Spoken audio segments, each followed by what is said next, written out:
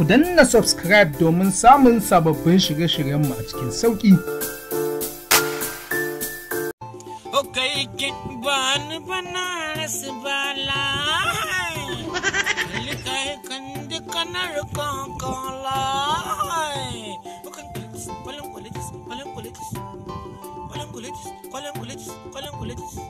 Okay, ɗan iroro, zo na.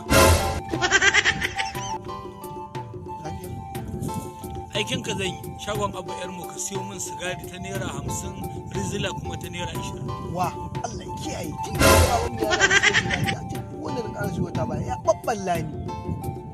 Kai, ashe ba ka da mutunci? Ni zan aike ka ce wai ba za ka je ba? Baka san ni ne shugaban samarin unguwan nan ba? Shugaban barayin kaji ne.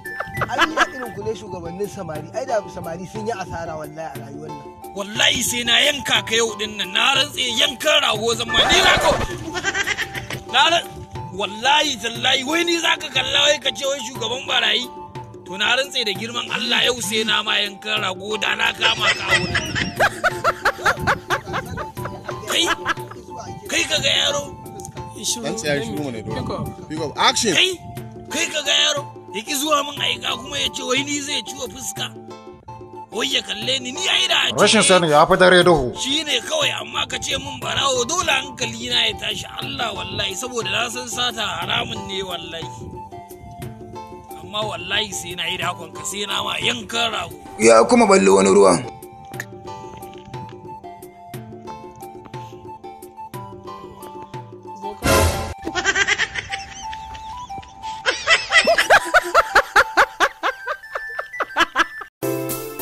Ku danna subscribe domin samun sababbin shirye-shiryenmu a cikin sauƙi.